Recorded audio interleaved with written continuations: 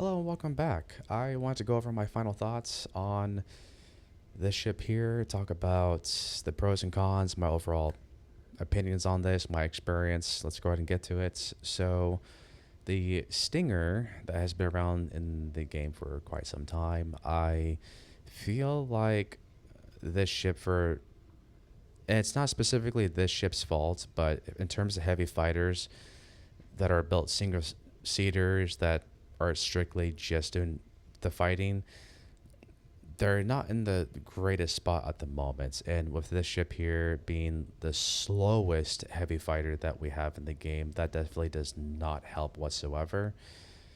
It's yeah, I mean, it's got a lot of firepower. It's got a lot of guns. My testing when I did this for further combat missions, it's my experience is this. So when you're doing the higher tier ones, the VHRTs or any of those HRTs, more specifically the VHRT missions, like whenever you're doing this, you just get torn to shreds unless you properly plan to keep your distance, pick your targets, and do that and try not to get ganged up on with other fighters. Because once the moment you do, when that happens, I learned that the ship just doesn't have the durability. It's just too slow on turns.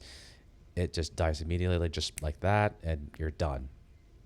Typically, with this ship here, I also did testing on this with a friend with an FAC. We did that. Learned the stats later too that the F8C actually has a little bit maneuverability. It's got that balance. It's also got less between the two heavy fighters. I mean, F8's got FAC has the smaller hard points. So I mean, there's a balance to that. This one's got the more hard points that are like size fours. The F8 has like size twos and size threes. So there's that to consider as well. And this one has a little bit more HP. I think it's like 5 or 10%. When I checked out the numbers for this ship. So there's that as well too. When you take into consideration this year, I think overall that the look of the ship here, and this is a Squadron 42 ship here. So the ship development team, the look of this is a beautiful ship. They did a really good job on the design of this. This is a Vandal ship that is, well, Asperia ship that's based on Vandal. It's beautiful. I like it a lot, but looks only go so far. When I look at these ships, I look at the performance of what I can do with this ship here. My fleet, does this make sense to have in my fleets? I mean, yeah, I don't plan on keeping this.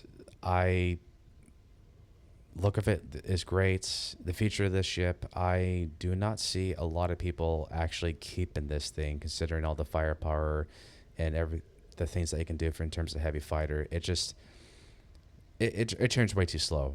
You get ganged up, get killed immediately. The feature of this ship, I do not see a lot of people honestly keeping this ship around. When I was asking thoughts of other people of what they're doing, people have already melted this in their hangar. They said they didn't like it. The performance was just this thing just turns way too slow. That was the highlight of this ship, is that it well, the not highlight, but the negative highlight of the ship is it turns way too slow. It doesn't have enough HP. It turns too slow. Something has to be adjusted. But it's just, again, bringing back, I'm going back to heavy fighters. It's just how heavy fighters are. They are very big. They got a lot of firepower. They're going to turn pretty slow. So that's just how they balance it in the state of the game. Yeah, people have already done away, melted it. I think I met like a person or two that I know on top of my head. They said they were going to keep this and they like the look of it. That's cool. There's nothing wrong with that. I like the look of the ship. It's just I need that extra, like, besides the look, like the performance, also the usability of the ship.